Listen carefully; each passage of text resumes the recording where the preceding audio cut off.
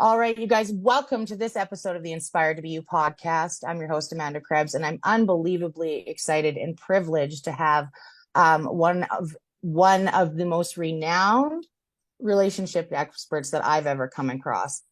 I have had the opportunity to dive deep into his content on his YouTube channel, and all of the things that I've listened to have just blown my mind. Cody, welcome to the Inspired to Be Show, Mr. Thank Cody you. Butler. Thank you. What a introduction. No expectations, right? No doubt, no doubt. Oh, goodness me. Let's just have a coffee shop chat. I want to pick your brain about all things relationship. And especially, I have a huge male following, which I'm really excited about. And I love to really help them on that perspective as well. So my first question for you is, in your years of experience, in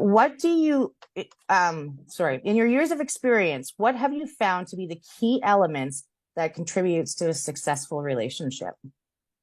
But if we're going to boil it down to one thing, it's going to be emotional safety and security. So what I mean by that, that's quite an abstract term, right? So let's make that concrete. Emotional safety is the ability to be 100% of yourself 100% of the time. That's going to be the gold standard of emotional safety. 0% of yourself 0% of the time is going to be the worst. So the closer your partner and yourself as well are to that ability to allow the other person and the other person to allow you to really be 100% of yourself 100% of the time and have that freedom within the relationship, that's really going to determine whether the relationship is successful or not. Oh, that is beautiful. Absolutely beautiful. And you know what? It does come down to honoring yourself, doesn't it? And making sure that you're feeling yourself. So you're showing up with the best version of you instead of what's left of you. And I really think that's the best way people can do that, is to honor themselves. Okay, next question. I've got so many good ones for you. I can't even pick which ones are the best. All right. So let's go to, what are some of the most common reasons that men find themselves living a life that they really don't like? Well, it's really, honestly, it comes down to a lack of consciousness. And I know that's kind of a wooey spiritual term, but again, let's define consciousness. Let's bring it out. Like, one of the things I really like to do, Amanda, is take abstract terms and make them concrete. Concrete language is our friend. Abstraction is the enemy. And when I say consciousness, become conscious, what that means is to make a conscious decision in the moment. So what most of us are doing, we're not making conscious decisions. We're operating out of preconditioned programming. We're running old patterns, and we're making decisions in the moment that are not decisions. They're just habits. We're just bringing out habits, and we're not actually conscious of the decision that we're making. And we're not actually conscious of the fact that that decision is cause and it's going to have an effect. So consciousness in this instance is being aware of, what am I thinking right now? What decision am I about to make? Is that decision my choice or somebody else's? And the fact that that decision is cause, and what is the effect of that cause going to be? And when we can move to that place of consciousness going, okay, this is my decision. I'm aware that it's a cause, and I'm aware that it has an effect. And I'm aware of what that effect is. Now life is a choice, not a reaction to a consequence that you didn't choose the cause of, or you didn't consciously choose the cause of. Wow. It's so, you say it so simply, and when you hear it, it's just like, it's like that automatic aha moment of that really truly makes sense. And that goes for men or women, of right? course. But I'm loving the male perspective on this, because I think that's a lot of the times, especially being a female, the men tend to get left out. Their perspective tends to be left out. So I'm really glad to have you on here, being able to see both sides of things, but really having the male perspective as well. How can men identify what they truly want in life? Like, what steps could they take? Well, it really comes down to, who do you want to be? It's not so much what do you want out of life. Like, what you want out of life is a byproduct. Again, that's an effect. Like, life is a game of cause and effect. And one of the things I like to say is, it's about process, not product. So a good example of that is, if we want ice in our life, we have to understand the process of creating ice. And that is, you need water and you need a sub-zero environment. There's nothing you can do to create eyes other than understand the process and then recreate that process. If you understand the process, you don't have to sit in front of your freezer at night going, God, please give me ice. Please, I'm begging you. It's a foregone conclusion. Life, human beings and life and the universe is very orderly.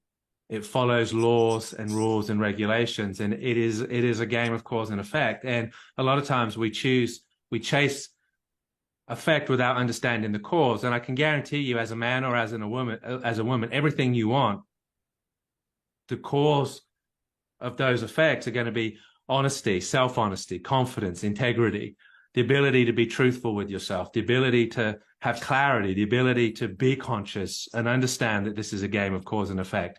Everything else is simply an effect. And there are certain core principles that we teach, actually, that I teach, that will give everybody, male or female, the result that they're looking for, because what you want is to be happy. I can tell you with a surety, everything that you're chasing leads to one path, and that's the path of happiness. That's what you're going after. And those elements are the causes that will unfailingly bring you to the effect that you're looking for. It's unconditional positive regard. It's an attitude of gratitude, and it's the heart of the servant. When you approach life with gratitude, servitude, and unconditional positive regard for it, it will respond positively to you. When your regard is very conditional or negative, when your heart is one of taking and your attitude is one of ingratitude, life will also respond to you in a way that's predictable, but it's not going to be the path that you want, for sure. That's amazing. I want to just throw in here. So when I was starting in the beginning of my personal development journey, and I had actually outgrown my husband, we had ended up having an amicable separation, truly because I wanted to grow and he wasn't ready to do so, which is fine, but we figured that all out. So when I was going into learn all of this stuff about me, what I did learn was, if we're not doing certain things in life, one being, if we're not co-creating our lives, if we are not serving people around us, family, friends, whoever, if we're not teaching the things that we learn, then we're not really aligned with ourselves in general, like our spirits and our souls. So it's really neat to hear that perspective on how you're building that for gentlemen and showing them these tools. It's really incredible. Next question.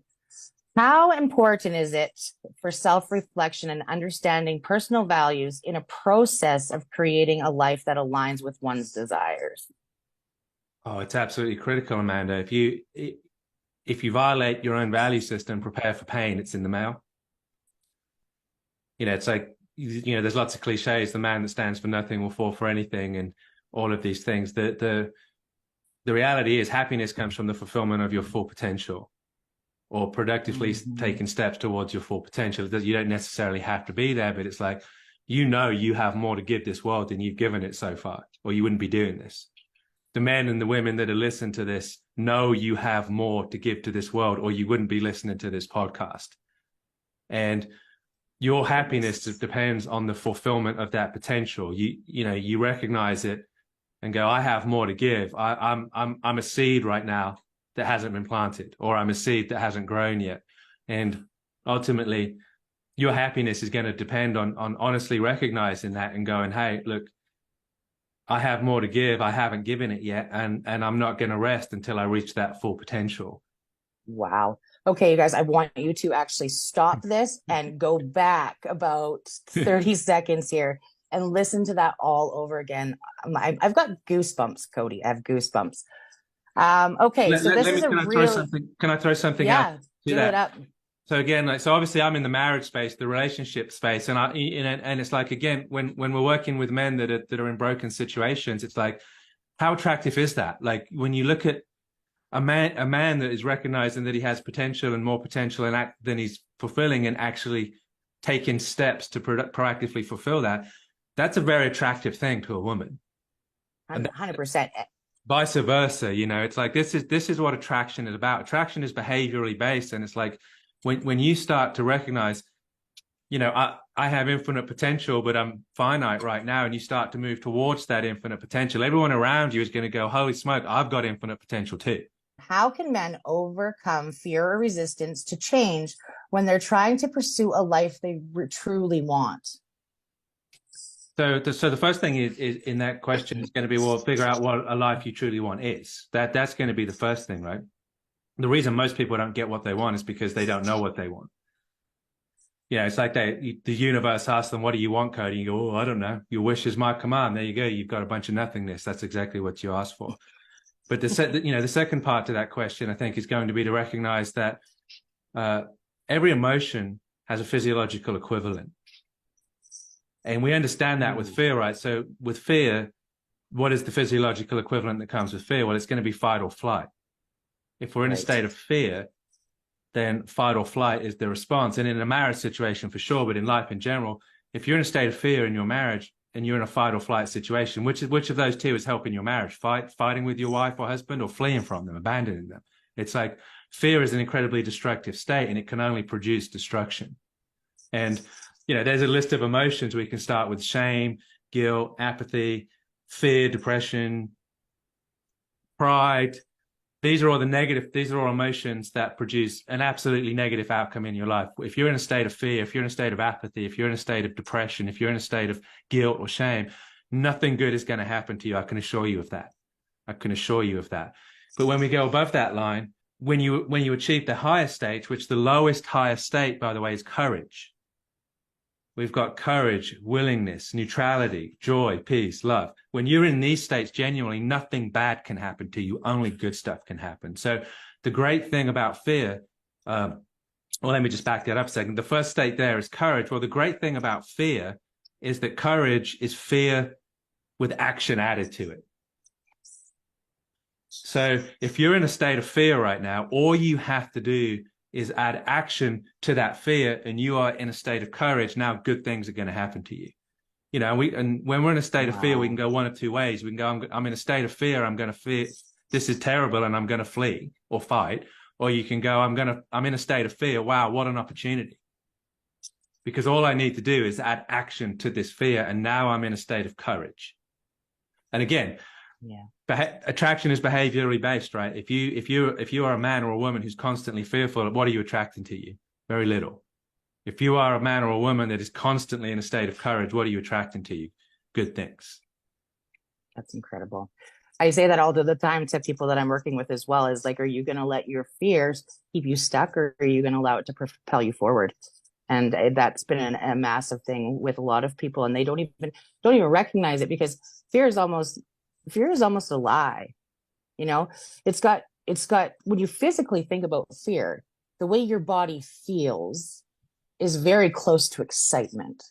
So we can choose to be scared, or we can choose to get excited, as I say a lot of the time as well. Oh my goodness. Okay. Do you have something to add there? No, I said absolutely. I think you're spot on there, Amanda. Very, very wise. Very good. Thank you. What role does the mindset and self-belief play in helping a man transform in his life? It's everything. I mean, you are your mind. That's what you are. Like if you think you're anything other than your mind, you're delusional. You're living a life of delusion, and you're not gonna. I mean, if we think back to the person inside of us, which we can call it a mind or soul or whatever, it's like, I was here at the age of 5, I was here at the age of 25, I was here at the age of 45. The person inside of me has witnessed all of that and hasn't changed at all. Like, what has changed is the external representation of that mind. My body's changed, my circumstances have changed, but ultimately, it's the stand. Everything starts with a thought. Everything starts with a thought. Like, if you're going to behave in a loving way towards your spouse, that starts with a thought. You think, I'm going to say something nice, or I'm going to do something nice. If you're going to behave in an abusive way, it starts with a thought. You have to think, I'm going to behave abusively now. And that's where, getting back to the first question, we're talking about consciousness, right? It's like, we have to become consciousness or conscious that our mind is conscious and has the ability to choose in the moment. And it doesn't matter where you are in life, and it doesn't matter what situations you've created, you have the ability to change that. Men ask me all the time, is it possible to change my marriage? Is it possible to change my life? Of course it is. Well, why? Because you can change. because you Yeah. can change. Your situation can change because you can change. And if you change, it will change. You know, if we're talking to someone and we go, is it possible for you to change? No, absolutely not. Then there's no hope for you. What you have is what you're always going to have. So this is the joy of life, right? Well, as long as there's hope, as long as there's breath in the body, there's hope. Oh, yes. Once breath leaves Beautiful. the body, then it's a different story. I don't know what happens after that. I'm not going to presume to talk. I'm not going to talk about that because I don't presume. Like, we'll just argue and fight if we talk about that. But I know I can tell you categorically, if there is hope in your body, there is hope for you. Or if there's breath in your body, there is hope for you. And that starts with the mind. The mind decides if there's hope or not. Right. You're incredible. You blew my mind. Okay. So I'm actually going to throw one at you here. So coming from the perspective of male trauma, Yeah. I want to know what you recommend to a gentleman that has been mentally, physically, emotionally, spiritually abused himself. Yeah. How do you help him? How would you help him kind of move through that? So the first thing I would like, I'm going to get controversial here and probably piss some people off, but I'm like, Do it. anybody that's identifying with that is in a victim mentality, for one. I've been abused. Okay, well, maybe you have, maybe you haven't, but that your mind is telling you you've been abused, and that's moved you to a victim mentality. And honestly, you've just made yourself the world's biggest shit magnet. You know, the second thing is, like, you don't know what you don't know. I dealt with this for a long time. I'll be brutally honest with you and share a little bit, if that's all right. Like, Yeah. I've had drinking problems in my life, you know, and it's like, that's part of my story. If you check any of my stuff out, I talk about that. And for the longest time, I blamed my father and said I was never good enough. I could never please him. I was never good enough. Recently, I've come to the conclusion he was never good enough for me. If I'm being brutally honest, his job wasn't prestigious enough. The house he put us in wasn't good enough. The clothes he clothed me in wasn't good enough. The food he put on my table wasn't to my liking. The hotels we stayed on didn't have enough stars. We didn't go out to eat enough. And I vocalized that to him over and over again. And it's like, the number of times that I told my father he wasn't good enough, I can't count. The number of times he told me I wasn't good enough was zero.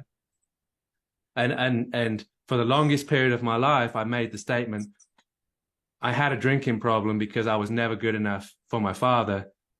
And I was trying to escape from that. But if I'm being honest, did my father have a drinking problem because he was never good enough for me and he was trying to escape from me? Is that the truth? You know, and it's like, straight away, I'm like, it takes me out of the victim mode and makes me the victimizer.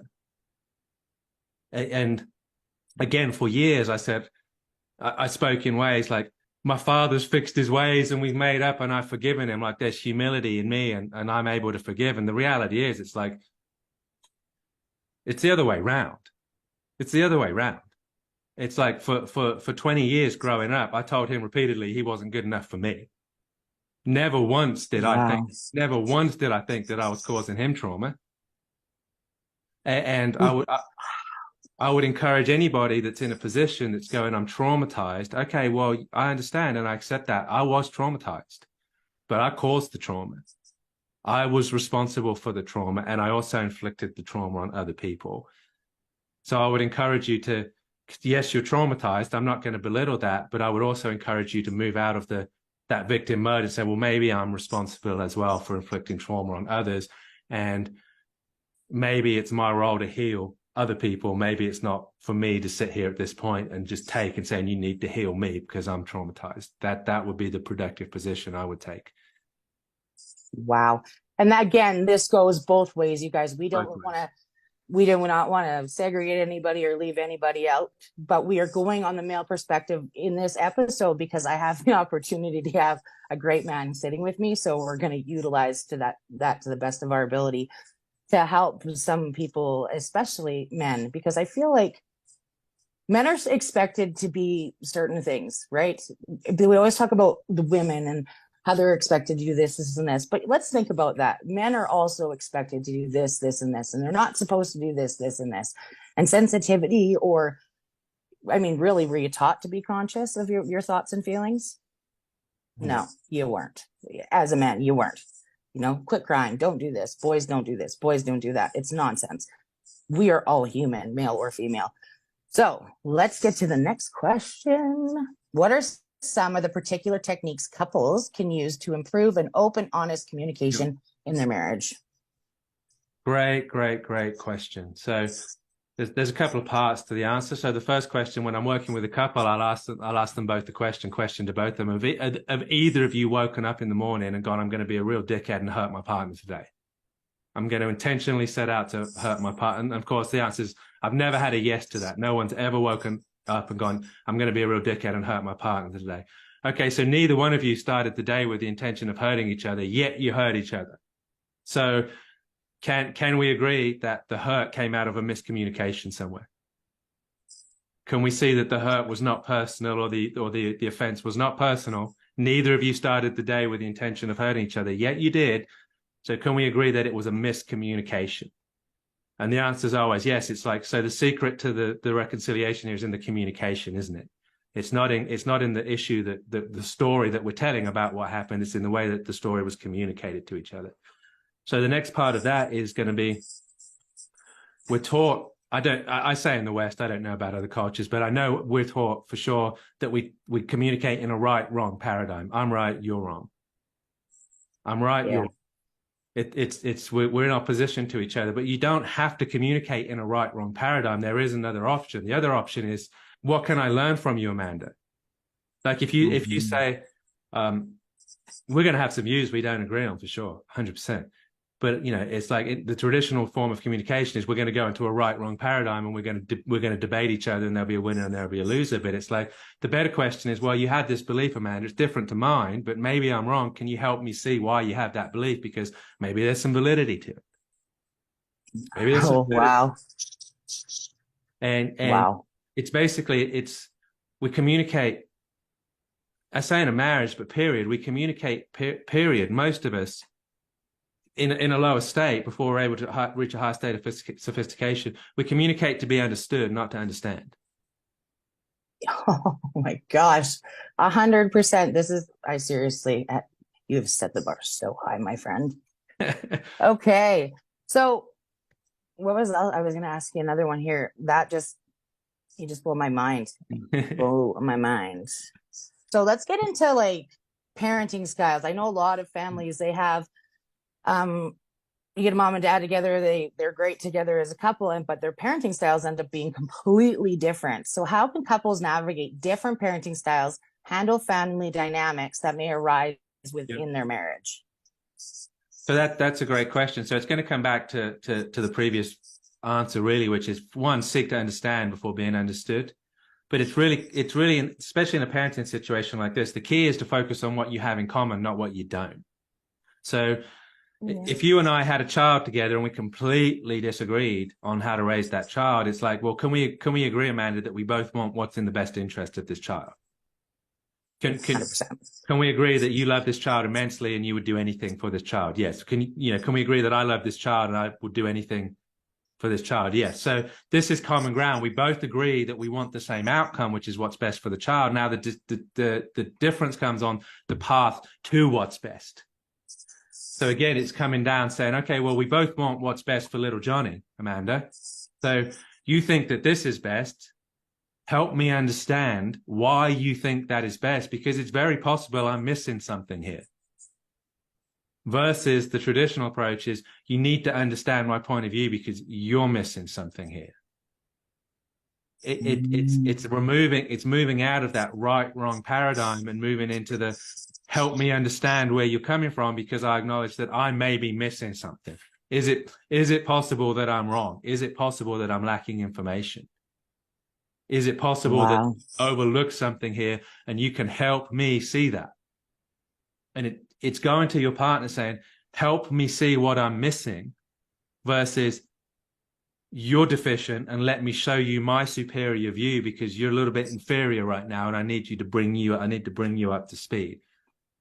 This is fundamentally, it's a fundamental flaw in the approach to parenting. You got to focus on what we agree on, not what we don't agree on, and then help each other understand and see why we see the situation differently, versus you need to see it my way because you're wrong.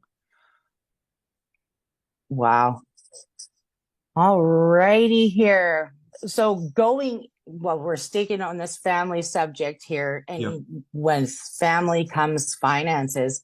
So I just got a question for you here. Financial plan in the financial planning department. Yeah. What advice do you have for couples on managing shared finances, settling joint goals and negativity Yeah. through financial stress and the impact on their marriage? Yeah. Great question. A lot of, top cause of divorce, right? Money and then sex, or sex and money, right? Two top causes of divorce. So my answer to that question is going to be perspective. So is money a renewable resource? Yes or no? If you lose it, can you get it back? Yes, it's money is a renewable resource. Is your marriage a renewable resource? No, it's not. If you lose it, it's gone. So do you want to trade a renewable resource for a non-renewable resource? Is that a good decision? Is trading something that you can, if you lose everything, you can get it back. If you lose your family, you can't. It's done. So is trading something that's renewable and you can get back, is it worth sacrificing something that you can't get back for that? And again, let's take it another layer deeper. What's more important, you having the money or you having your family? Well, having the family. Okay, so you're going to trade a renewable resource for a non-renewable resource, and you're going to trade a priority for something that's not a priority. Do you see how flawed this is? This is the unconscious mind, right? It's like there's no consciousness in that decision. Are you conscious of the fact that you're trading a non-renewable resource for a renewable one? Are you conscious of the fact that you're trading something that you don't really care about that much for something that you really do? Are you conscious of that? Are you conscious that this is a cause and effect relationship? If you choose the non-renewable resource, you lose, or if you choose the renewable resource, you lose the non-renewable one, which is more important to you. Are you aware that that's the effect of this cause? It comes back to that initial consciousness, right? It's like you're completely, if these money arguments are going on, you're completely unconscious in the moment. You're running your parents' money programs, or you're running your society's money programs, or you're running your church's money programs, or you're running some money program that simply is not serving you right now. And you're running it from a place of a lack of consciousness that's causing you to make cause decisions that are going to produce effects that you're not going to want to deal with down the road. Oh my goodness. All right, my friend. Well, I'm going to ask you one more question here, because I know your time is super valuable. And I mean, I'd love to have you back on, because I mean, we could probably do a good couple of hours of conversation. That's for sure. I think that my last and final question for you is, what is about around rebuilding trust? Yeah. What steps can a couple take to rebuild their trust after it has been broken, as such after an affair? Or, you know what? I can't even just an affair. My husband used to lie so much. And I'm going to bring this a little bit personally, if you don't mind. He used to lie so much because he was afraid of conflict. That he might as well have cheated on me, because that betrayal felt the same. So how can we as men and women really get past that and be able to continue to support our partners properly and not be so jaded and angry? So I think the main answer to that question is you've got to become secure in yourself, to where you're not finding your identity or your worth in their behavior. Like your husband, he's wounded. He's a wounded animal. And if we look at him like, well, why is this guy lying? Is he lying because he's an evil, wicked person? No, you said it yourself. He's lying because he's afraid of conflict. Well, what's happened to cause him to be afraid of conflict? What pain has he suffered? What childhood wound? Yeah, what childhood wound has he gone through that he's defending himself against? And it's like, it's very easy to attack that behavior, which he's trying to defend himself against the result. And then we just become more of the result he's trying to defend himself against. But, this is why we've got to really focus on ourselves. Like, I don't work with couples because it's about you becoming strong enough to be in a relationship. It's not about fixing the relationship. It's about you becoming strong enough to be in this relationship. Being in a relationship is a grown-up activity. It's for grown-ups. It's not, the high school thing is for high school. It's like a real mature adult relationship is big boy stuff, right? Put your big boy pants on, and this is going to be difficult. And step number one is getting to the point of you've got to separate the behavior from the person, and you've got to attack. Like a lot of times with the men I work with, they take it very personally. My wife's attacking this, and my wife's attacking me on that. No, she's not attacking you. She's attacking the behavior. You're not attacking your husband. You're attacking the dishonesty. If we're going to be in a relationship, dear husband, dishonesty is an issue for me. You're not. It's really, when we break it down, it's an act of love for you, because you're telling him what needs to happen to maintain and keep the relationship, whereas he's taking it as a personal attack and will feel like you're trying to end the relationship. So that's why. Well, we did.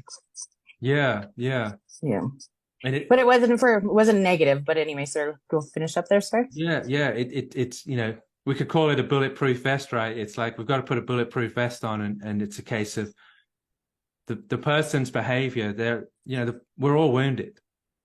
We're all damaged goods, and we're all just trying to get through life without being hurt anymore and without hurting anybody. That's all we're trying to do. Honestly, very, very few people are actually going out there with intention to do damage. There's a few, like, the psychopaths and stuff like that, but not like, it's not the epidemic of narcissism that people think it is. I mean, we're talking like 1 in 10,000 people maybe, or something like that. And it's probably not your husband or wife. Your husband or wife is, we go, oh, they're just super selfish. Well, they're just doing what you're doing. They're just trying to defend themselves and protect themselves from more pain. They're just doing it in a different way. That's all it is. And when we can look at the other person, this is where we talked about that the behaviors, right, that get a positive life or happy life, unconditional positive regard. Like, I'm going to choose to look at my wife with unconditional positive regard. No matter what I see, I'm going to find a way to frame it that supports her and our relationship. If she's behaving in a way that's very, very negative right now, I'm gonna say she's just trying to avoid more hurt. She's just trying to avoid emotions that are very painful to her. She's not attacking me. She's not being negative. She's just trying to get through life without being hurt anymore. And this is an opportunity for me to step alongside her and go, seems like you're in a lot of pain right now. Seems like you're going through something right now, versus going, this behavior's got to go. I don't like this at all. I love how aligned we are, because I actually took a course a few years back on how to recognize and help people energetically release childhood wounds. And it was probably the best thing I ever did. And a lot of the language that you're using right now is exactly what I say to people all the time is, when you're thinking, I try really, really hard now. I mean, all this happened after I was divorced. And if I had done this beforehand, it might have looked a little differently. But it's one of those things where you got to look at the person's heart. If you're married to this person, you married them for a reason, and it was hopefully because they had a good heart. And so if you recognize that heart in somebody, then when they are acting out of sorts, it's a lot easier to be like, no, like, this is totally out of character. What's going on? Well, how are you feeling? What's going on? Right. And so I just love that. Another big thing with that recognizing is when you can recognize that wound inside of you and that pain inside of you, well, quit being so personal and look at that other person. And if you've got this wound, guaranteed they probably have something similar, because like attracts like a lot of the time. Of course. Right. And negative can attract a negative a lot of times. So I find that you end up being circled around a lot of people who have the similar wounds, and just some of us have the opportunity and have been inspired to grow past those, and other people haven't. So I just want to thank you so much for coming on the show today. It's been a true blessing. And I would love for you to just let people know where to find you, because anybody benefits from what you got going on here.